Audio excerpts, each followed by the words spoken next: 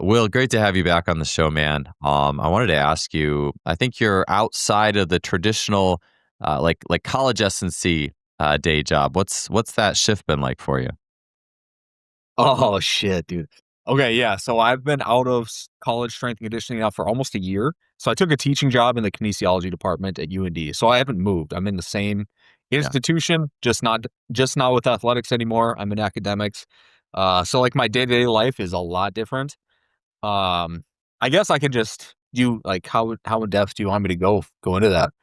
yeah, Um, sure. Like, yeah, I know you're like probably more like private training stuff, right? Versus that has the traditional. skyrocketed. Yeah. What's with that shift? What's changed? Like in terms of, I guess your either the day to day, like how your day is structured, but probably more so, is there any shift when people are coming to you in a private perspective versus, hey, I got this group every day, and there's also coaches that I'm directly dealing with outside of it. So, anywhere you want to go with that, I'd be interested to hear. Yeah, well, I know a lot of your audience is probably just college strength and conditioning coaches, so they probably are pretty familiar with what that day to day is like now. So I'm not like on campus anymore from 5:30 or 6 a.m. doing group sessions, team sessions from like 6 to 10 a.m. and then maybe a couple more in the afternoon.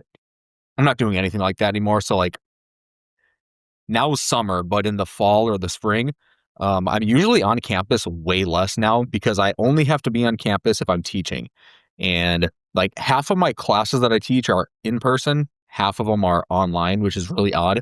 I think it's just because of COVID and now like things went online, they just never really went back to face to face. Yeah. So yeah, usually I just have one class a day in person, and it's usually it's like 9 a.m. to 9:55, or it's like 11 a.m. to 12:15 if it's a Tuesday, Thursday. So that's the only time I spend on campus. I don't even have an office on campus. So my office is my house where I'm at right now. So I just go to campus 10 to 15 minutes before my class starts, just so I can like set up the laptop, get the PowerPoint all figured out and everything. And then when class ends, I just leave. So I spend like way less time on campus, which is really nice because that frees up my time to do personal training. I don't have these like awkward 1 hour to 2 hour breaks between like group sessions on campus that I would as a S&C coach. So it just frees up a ton of time for me to do like more social media work, to get more private clients into my garage. And just to like be productive doing other things for my business. So I mean, it's such a better lifestyle now. The hours I put in is honestly, with teaching, the hours I put in for my job as a teacher is probably more, but it's just less hours spent on campus because I still have to go back home, do class lesson plans, do grading, communicate with various faculty members and all that kind of stuff. But like, so it's probably a little bit more time spent with the job itself, but just less time on campus. And it really just frees up my schedule because a lot of that stuff I can kind of work on my own time. Um, my wife and I, we have a almost a 2 year old. So like if my wife putting her down for bed, that takes like 45 minutes at between 7:30 and 8:45 p.m. So like that's a time where I can like do some email work um, for my job on campus. But yeah, it's a lot different that way. I think it was a really good decision for me to kind of make that switch because you get paid more as a teacher than you do as an assistant S&C coach. It frees up more time for me to do the private training, which is a income generating thing for me too. So yeah, I'm really happy with the switch. I can't complain about it, but the work itself is different. Obviously, teaching it's the same content because I'm basically the liaison for the NSCA to teach like the a CSCS prep course. Kind of that's like the content that I teach. So it's the same kind of stuff. But yeah, I enjoy coaching more than I do teaching, but there's trade-offs to everything. The lifestyle trade-off is much better. I don't have to go to like football games on a Saturday afternoon on campus, things like that. So yeah, I'm really happy with the switch. Yeah. I think there's just something as well to working with a different audience, a different group, or even a different, different age group. Because if I think if you're not doing like something really skill intensive, like football or track, basketball, any sport, any team sport, even track and field, a really strong technical component that can evolve over time. There is that if you're working general training, I think it behooves anyone to work with as many people as they can, like even outside of a college and getting into some of the other age groups. So I'm sure that's been, an interesting thing as well. And I was going to say, with being in North Dakota, I saw you doing a lot of sprints in the street this summer. Like I always think sprints in the street, like Chris Korfist style, Illinois. But you've only been a year at, just pure like, teaching in private sector, but when does it start to get a little nippy out there where it's like, all right, we got to pretty much keep it inside? And how does things shift once with that cold, it's basically Canada up there. So what do you Yeah, do? we're like 40 miles south of the Canadian border, or 50 miles, something like that. Um, yeah, so it'll get cold. We might get one snowfall in October. That'll usually melt though.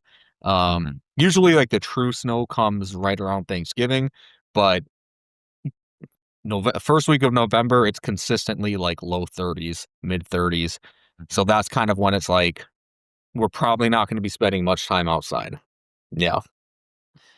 Yeah. It's kind of like it makes me think about, I'm sure if you spend enough time in that environment, you probably start to get creative like the Soviets, although they certainly had chemical assistance, but they started putting like UV Yeah. lights at ceilings and all that. I'm sure they got pretty sick of like those long winters. And I do think too, it's funny because I'll tell you, man, 30 degrees when you're way up there is not nearly as bad as if you're like when I was in San Francisco Bay Area. If it was in the 40s there, it was like just freezing. Like, where's the heavy Yeah. coat?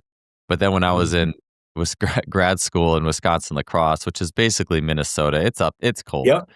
And if it was a 35 to 40-degree day in the spring after it had been negative 30, I'm outside my t-shirt, like just Yeah. loving it. And so I would imagine that people who are hard into the cold North Dakota, that temperate, you probably can stay outside longer with that group than you could Yeah. if you were somewhere a little bit warmer, the warmer area. Yeah, it's always nice when it's like late March and now it's consistently like 40 to 50 degrees Yeah. and you can start going outside. Like I lift in my patio outside of my garage. I start lifting outside like late March, which is always fun because that feels really good. You have the sun out. It's not very warm, but it feels like it's way warmer because you've had 2 months of like -5 to everything's Yeah. below freezing for consecutive months.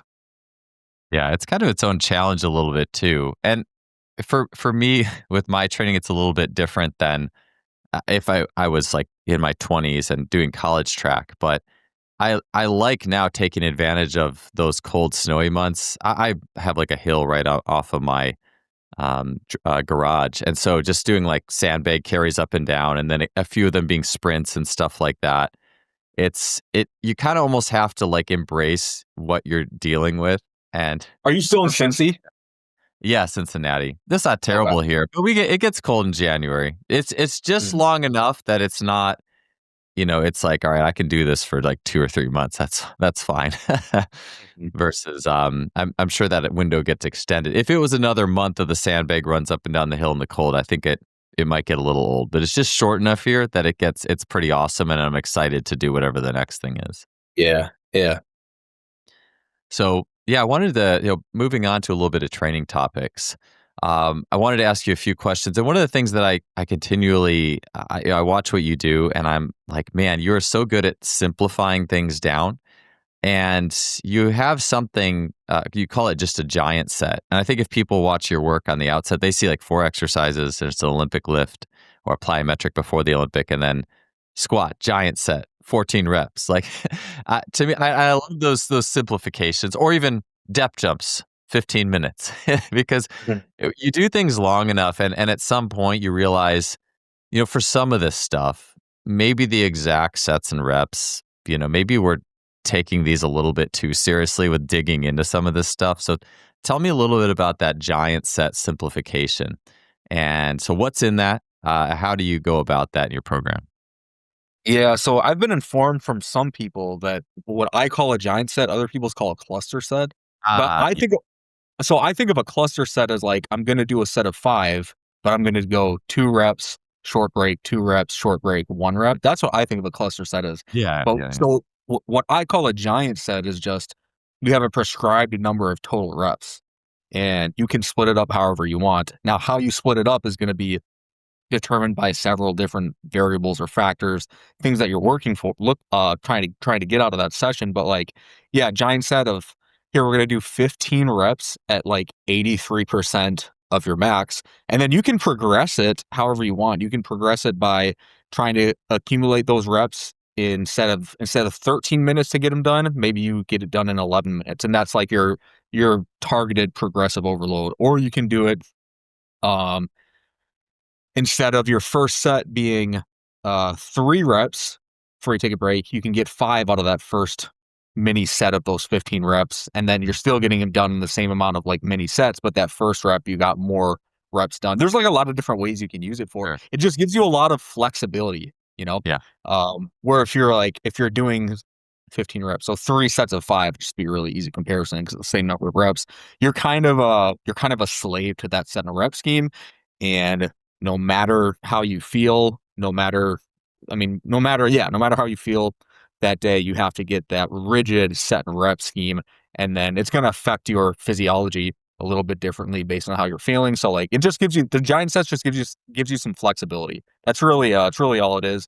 And I don't know, I think it gives you a really good like mental break, because the other thing is like, if you're going to do 3 sets of 5, from a mental capacity standpoint, you're going to lock in for that first set of 5, and then you're going to lock out for whatever your rest time is. Let's call it 4 minutes. Then you have to re-lock in and then lock out, relax, and then re-lock in again.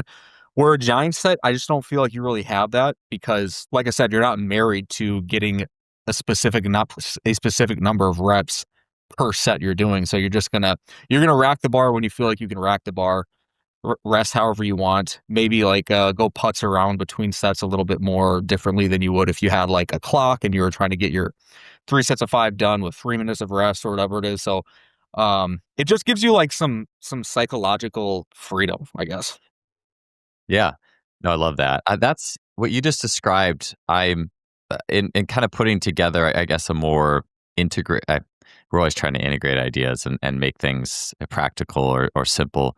But what you're describing, I've called the hinges. Like, it's like, do you have hinges in your program? You just said flexibility. Maybe that's a better word, but things that allow flex. Like, if I'm feeling great on a given day too, maybe I'm going to do 6 or 7 reps of that big set or whatever it is, Yeah. and versus, hey, if I feel terrible, hey, maybe I just got some singles. Maybe I'm just Yeah. crawling with singles, but you still got the work in. And I do think that, yeah, there's ultimately, I think as we go forward, because I was going to ask how you approach that for younger athletes, it would seem like the natural progression would be, okay, yeah, we'll do, 1 by 20 or 3 sets of 5. We'll see how long it goes. And then maybe we stall out. So we'll throw some clusters in there.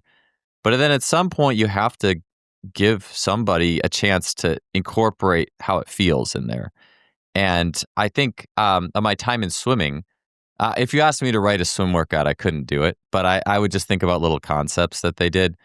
And one of the things that was common in swimming, and maybe this is for better or for worse, it was a lot of volume. But it took me a while to get this because I'm so used to track. Like, all right, you're going to run 5 300s and you're going to rest 2 minutes and 35 seconds and they're at 67% or whatever, which is a very rigid setup. And more track programs are more rigid like that. But swimming, there was some flex or some hinge. It would be like, if anyone's really good at swimming, there are no swimming workouts, sorry, in advance. But it would be like you're going to swim 10 400 or hundreds. A hundred's kind of like an equivalent of a 400. Swimming, you quarter the volume Okay. for the most part, or in terms of the time it takes you. Yeah. And say the workout is 10 100s and it's on 70. So that's would be a prescription, 10 100s on 70. And I was like, what was that? And basically, like if you get to the wall quicker, like an average 100 in practice, it might take you 55 seconds or something like that, like for the men. And this was high level men. So if it's like a D3 program, it's like low 60s. But you could swim that faster, and then get another couple seconds of rest, or you could swim it slower and just be there. And sometimes these guys, they would just be the slower guys. It'd be funny because like the fast guys would be getting to the wall, hanging out, maybe talk to their buddy for a second. And the slower guys, they're just barely getting there. They got like 1 second and they already have to go again. So it just turns into Yeah. straighter rope for them. And maybe, and maybe that could happen to a fault. But I just thought that was a really interesting way of doing it. I'm not saying I don't think, and obviously it's a really aerobic way of doing it, but there's, Yeah. like you said, there's some flex built in. Like it's not Yeah. just do it, rest this, and it just feels more alive too. Yeah, well, one thing I'm able to do when I work with small groups in my garage, so groups of 2 or 3, 'cause I think I have 5 barbells in my garage. I have 2 squat racks, 5 barbells. So, like, for certain exercises, we can make it a race. So I'll say, like, "Hey, you gotta get 20 reps of," I'll just say barbell row. 20 reps of a barbell row, this is the load you're gonna use. And then you can see how each athlete is gonna Yeah. use a different strategy. Like some kids, they'll do like 12 reps and they're thinking, oh, I only have 8 left. Where other kids do like 4 sets of 5, but they can like maintain their effort between each set. Whereas the kid who does like 12 reps, they shot out of a cannon right away. They think they're going to win. They think they're going to get their 20 reps in first, but then they have to rest longer. So it's always interesting. You can like make it a competition in small groups. And then they have to figure out like what the right strategy is. So they're going to try something. It's not going to work out the way they want to do it. Then the next week they can adjust their strategy too. So there's like I said, there's a ton of flexibility and a ton of ways you can just integrate it into like a productive session. Yeah. I like in doing stuff like capacity and agility. I love anytime you can get problem solving in there. It's awesome. Like it's a lot more fun, engaging, and ultimately you're going to get a better workout when you get your capacity by game like situations versus, Mhm. hey, go run all these 110s or something. I mean, nothing Mhm. against running, being able to execute extensive tempo and the discipline, I think is really good. But I think strength training is not often presented with any sort of problems to solve. And that, I guess you could just call it intellectual participation.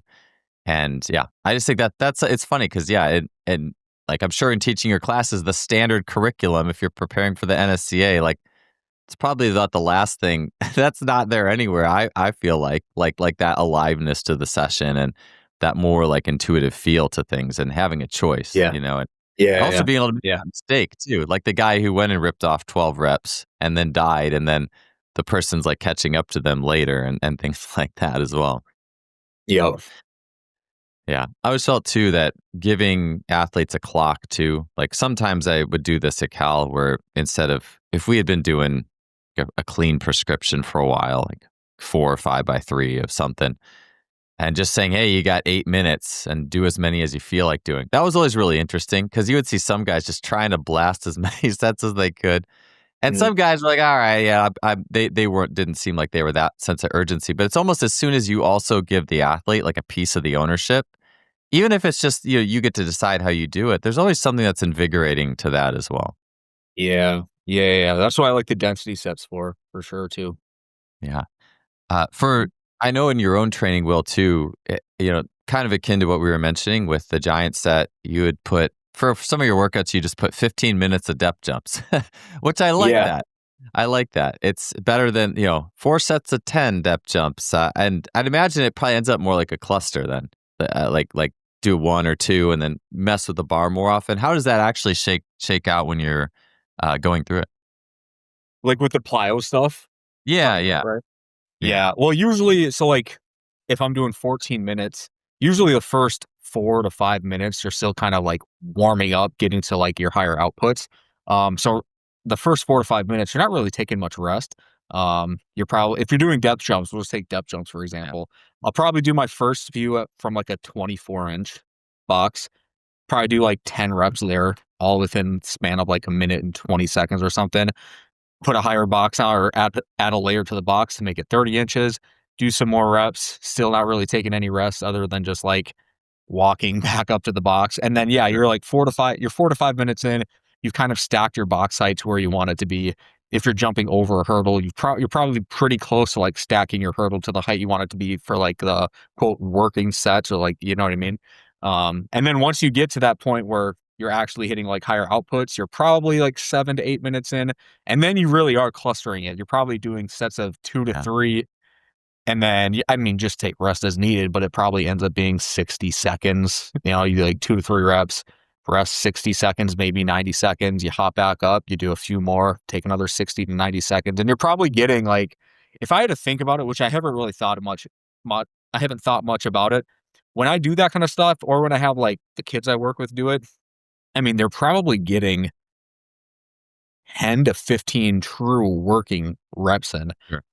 which a lot of times you think about like when it's sets and reps prescribed for something like a depth jump, you're probably getting like 4 sets of 3, which ends up being 12 reps anyway. So it's just like another way to, it takes like the warm up process out, like Mm. not the warm up process out, but it takes the programming and thought process of the warm up out because I've said this so many times when you're doing like when you're doing plyos or any sort of jump training, and you program 4 sets of 3. Well, you do obviously warm up sets, but then there's kind of this gray period where you're like, okay, I'm warmed up. Am I truly warmed up to like call this next set a working set?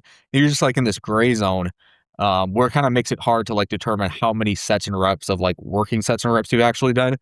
So going for time where we're just going to cut you off at 14 minutes, you try to get warmed up kind of as efficient as possible, and then you just start hitting your higher outputs, and then I mean, you're probably going to end up getting the appropriate amount of working sets in anyways because you're going to auto-regulate your rest at that point.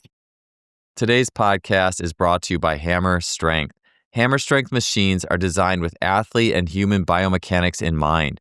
They use arcs of motion and leverage to deliver a powerful strength stimulus with little noise and maximal efficiency. When it comes to strength machines for athletic performance, Hammer Strength leads the way.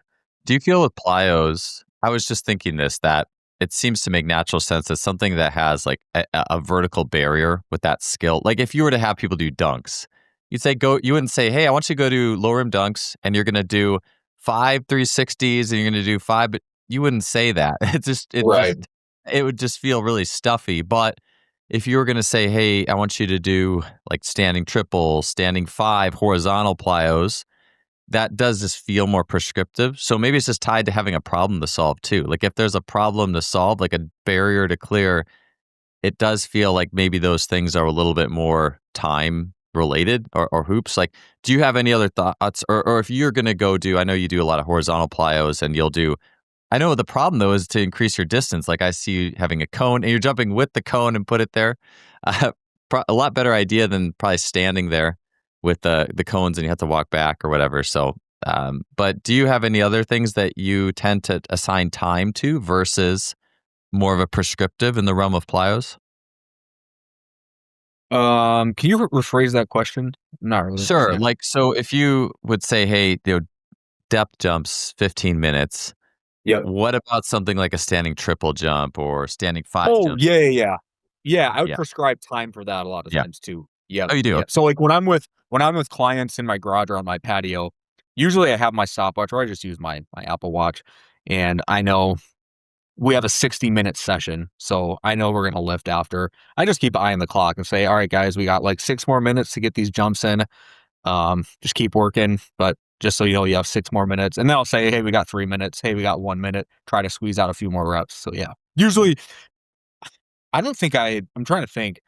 I don't think I prescribe sets and reps at all for jumping or plyos at all anymore. I think it's all for time. Yeah. Yeah.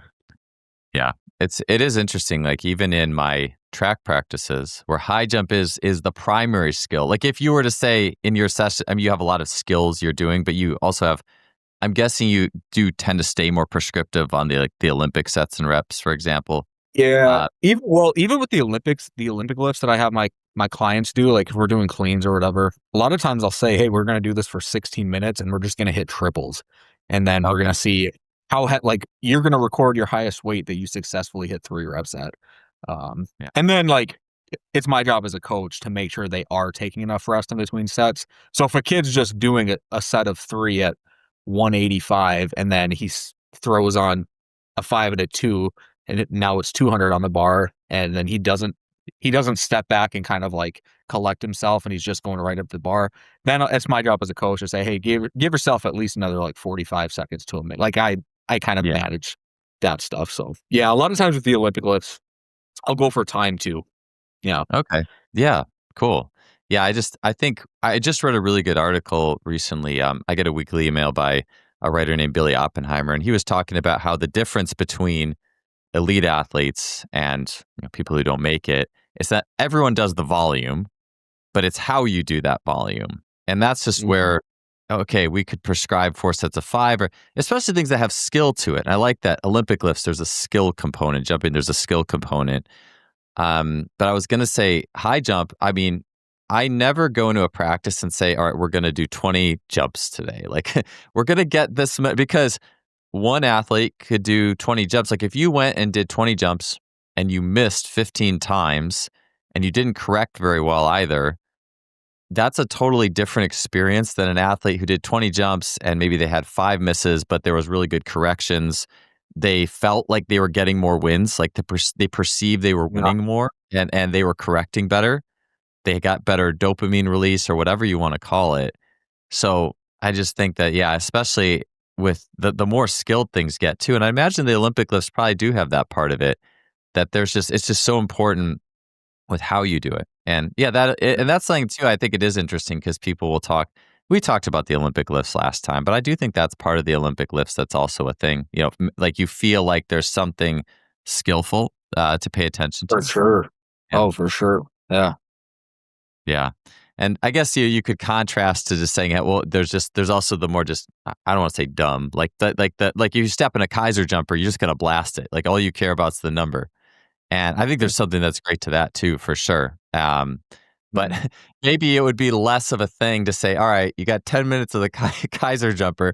Yeah. And I guess if you want to mess around with it intellectually, you could just wave it up and down and I don't know, like try to find a way by waving the weight up and down, find a way to peak your power at the end of 8 to 10 minutes. Maybe that would be a fun problem to solve. Yeah.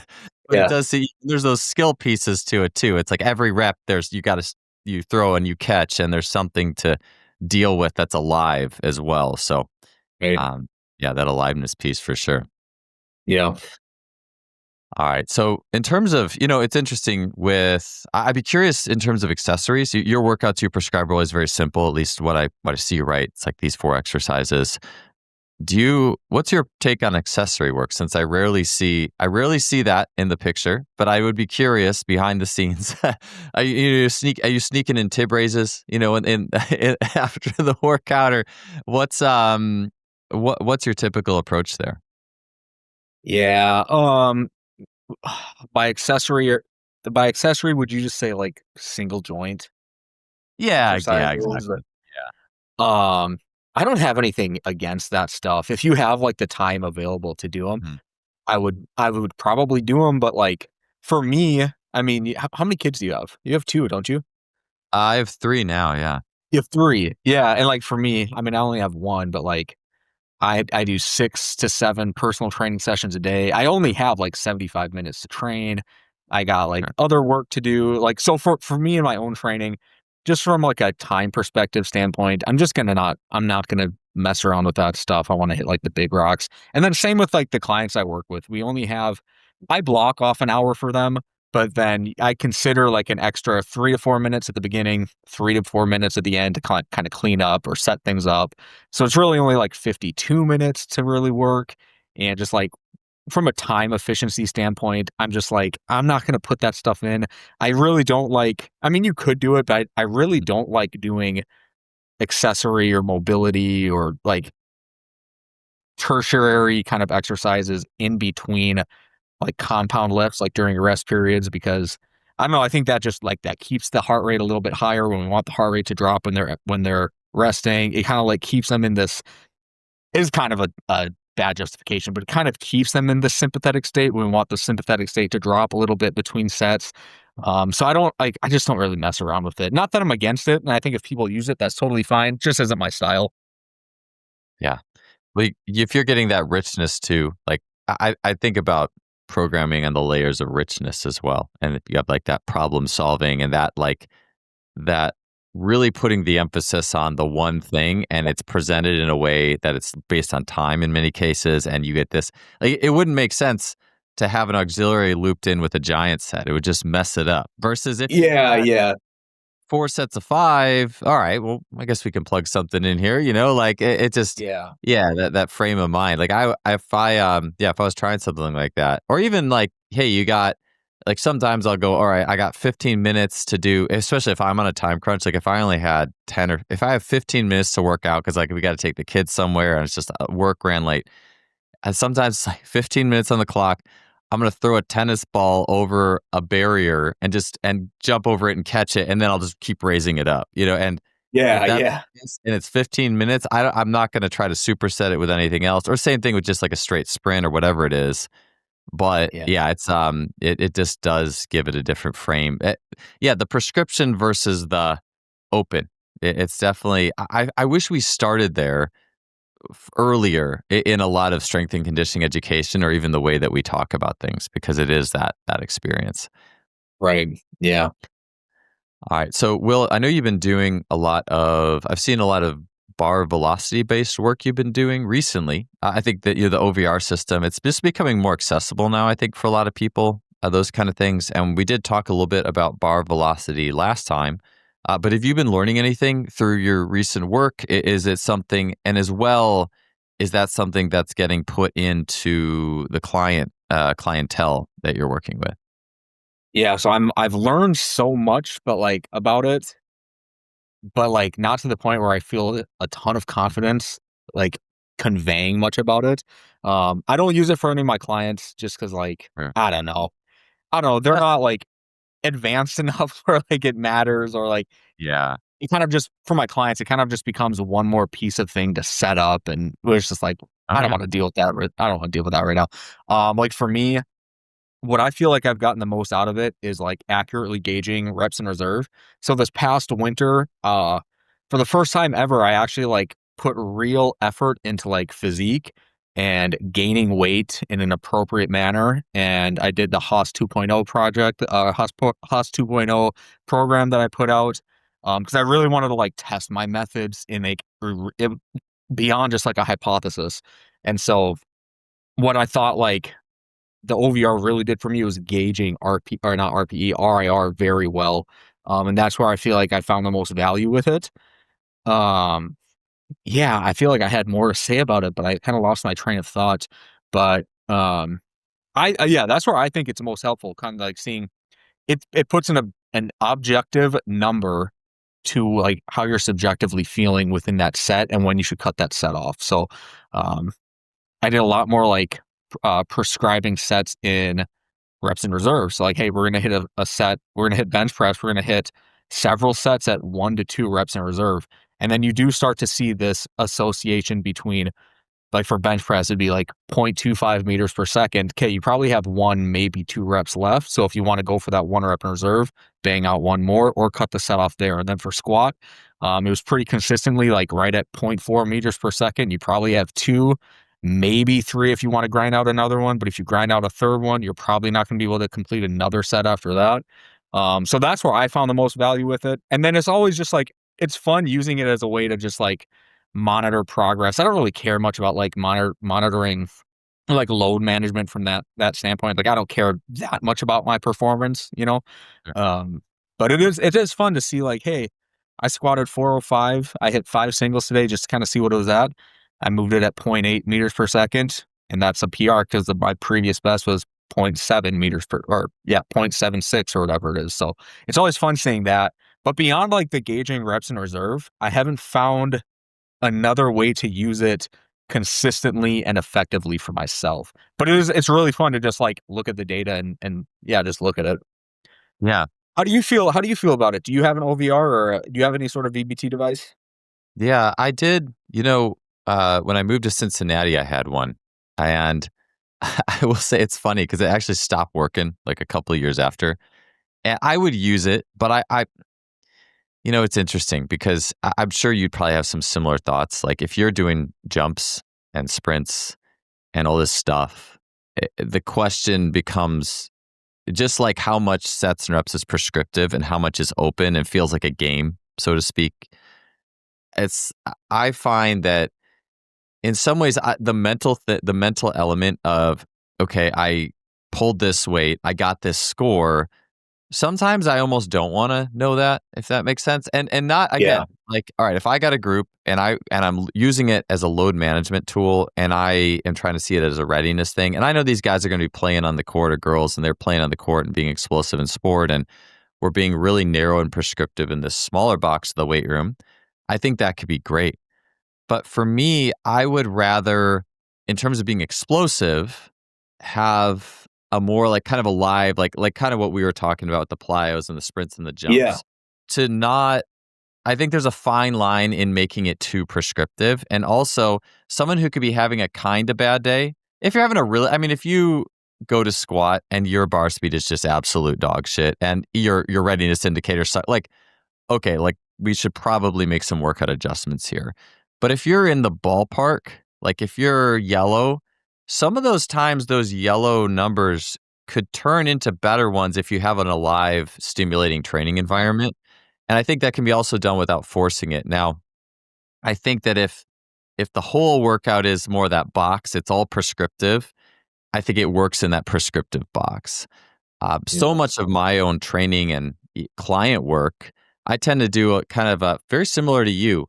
It's a lot of more like time frame stuff. Like we're going to work this tool for this time athletically, and then eventually we get to a smaller prescriptive window towards the end of the workout. Yeah. And so, I think when I was at Cal, how I liked using it, I think there's so many ways. I'm not saying this is the best way, but where I found I landed that seemed to be helpful was doing it every other week with Olympic lifts.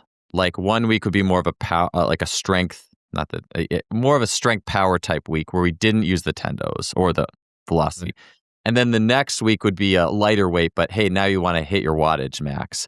And so it would just kind of give people an alternating emphasis. That's where I use it. But if it was like every week it's wattage, that might get stale a little more quickly. So I just kind of used it to delay the adaptation. And also, Yeah, I think oh, go ahead. Sorry. I was gonna say waving it like that from week to week is probably a lot better too, just from like, Yeah.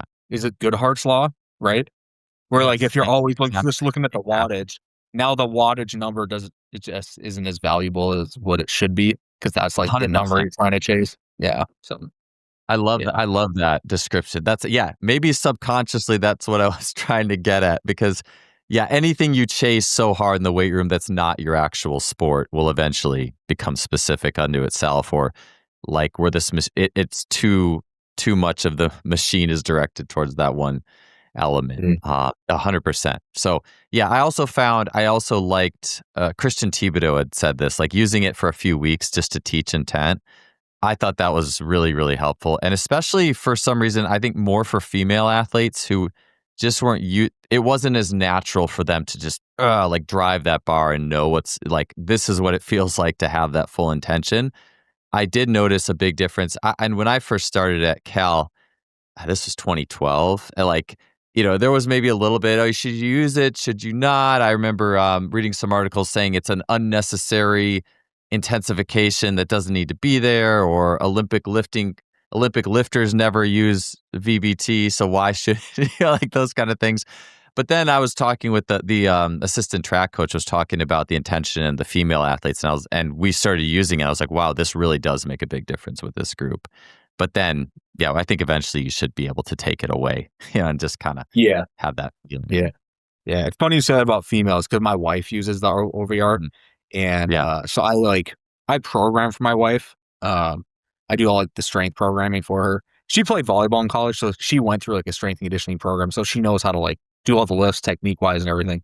But it's funny because before we got the OVR, she would do a set and I would look at it and I'd think that was really fucking easy. Let's add 10 to 15 pounds.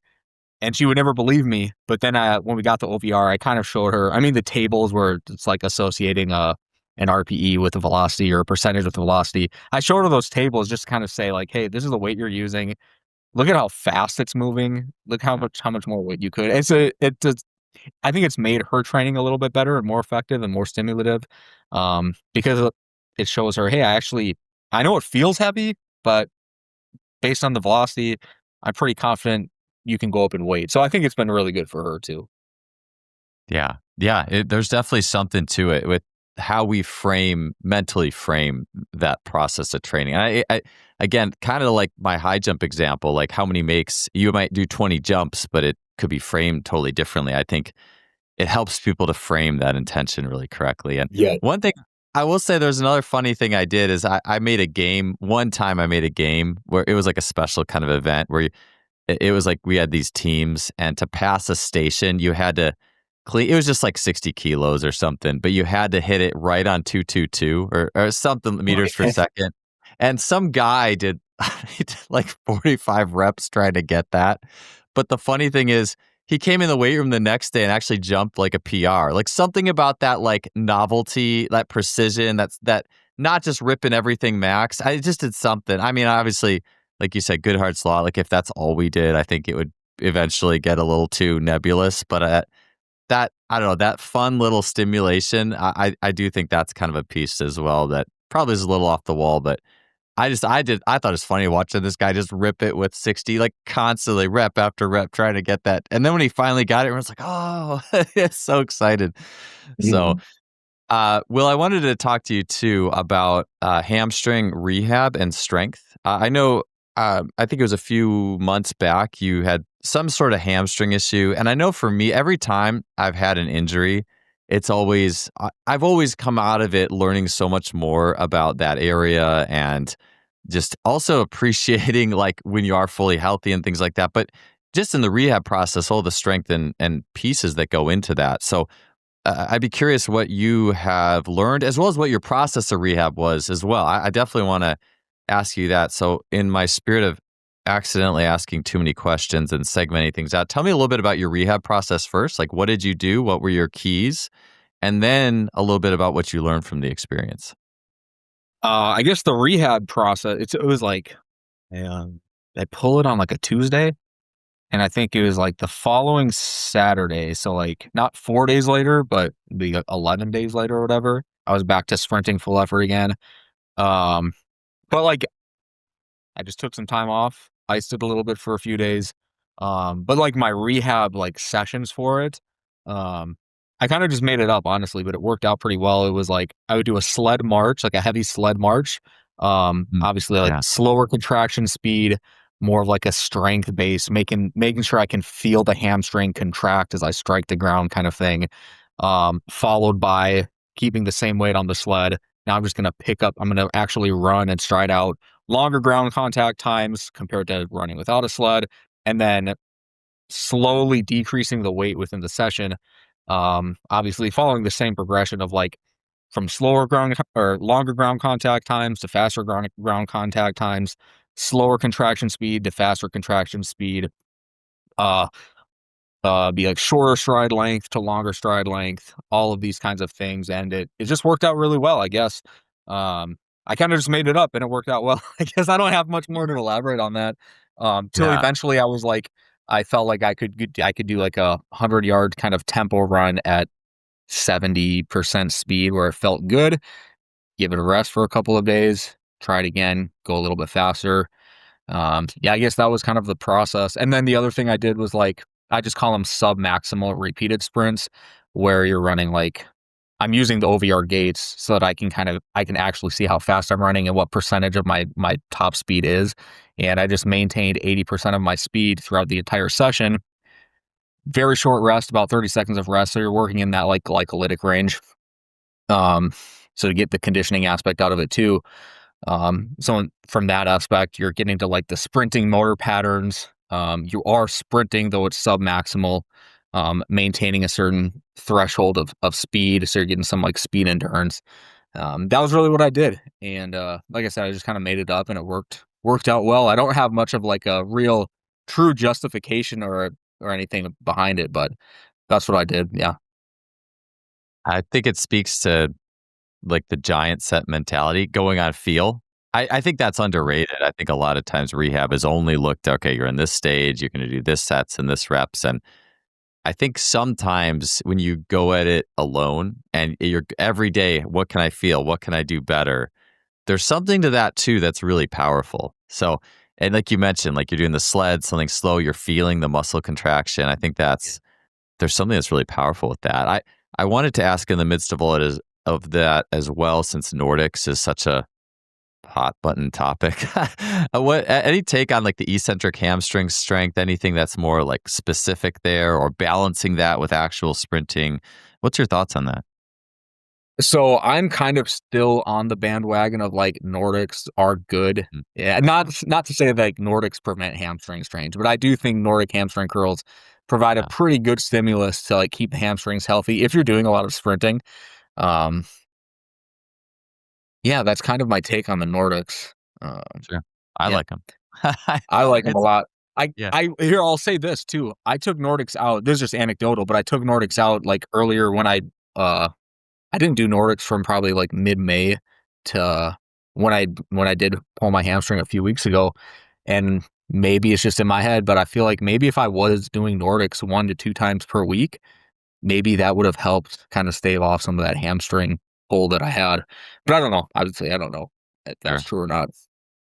Yeah, Yeah. I think it's, like Well, the other thing I think too with Nordics is like I think if you consistently incorporate Nordic hamstring curls into your training, it doesn't have to be once a week. But if you're doing it consistently, I do think, and this is me just making shit up, but I do think um, it helps alleviate acute soreness that you may otherwise get from like max velocity sprinting. If you're doing like true 10, 20-meter flies and you're doing like a high volume of it, I think throwing in Nordic hamstring curls consistently throughout the training process, that's going to alleviate some of the soreness you might get from the sprinting. But I'm just kind of making that up. yeah, I think that's just the thing is people argue about it, and you said it's a strong stimulus. It's like, okay, so there's an art to this. I have a lot of fire, and how am I going to use am I going to set the house on fire by doing 4 sets of 5 Nordics where people can only control 2 inches of the way down, and we haven't been building up to this? I found my best results. I've worked with track sprinters, mid 10-second to low 10-second guys who that was a substantial part of our rehab process and very effective, but it was always in really small doses. A Yeah. lot of it was assisted, controlled. We spread it out throughout the week. And I could see how if you were, this is a group where we just, blasted it in there.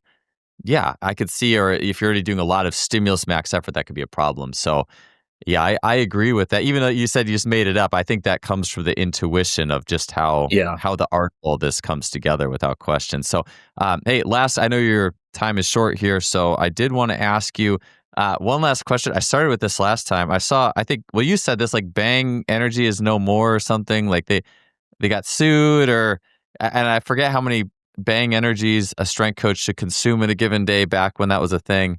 Have you switched over now? And if so, what's the go-to these days for energy You know, drinks? so I just found the Chris Bumstead drinks. Have you had those? Yeah, I Um, haven't. No, I'm just coffee these days. I should try to check that out though.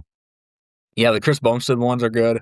No, I've been drinking a lot of Reigns. I just get these now. I get the Reigns at Sam's Club. They have like the 24 pack for it's like $30 for 24, so it's a good deal. Nice. So I've been doing a lot of Reigns, and then when I go to the gas station, it'll be like a Chris Bumstead one or Ghosts are really good. I really like the Ghosts. Oh yeah. Yeah, Yeah, when when Austin Yoakum was in town last year for the seminar, we we um we had a fridge full of citrus ghosts, and I usually do not do he loves energy the drink. Ghost. It was so good. The citrus ghost was so good. I was like, I would Yep, definitely have 3 of these down before 2 p.m. if I always yep, had access. So it's probably a good thing I don't. Those are really good. yep. Well, anyways, well, I know you got to go. Thanks so much for the chat today. It was awesome talking to you. I really appreciate it, man. Yeah, man. Thanks for having me on.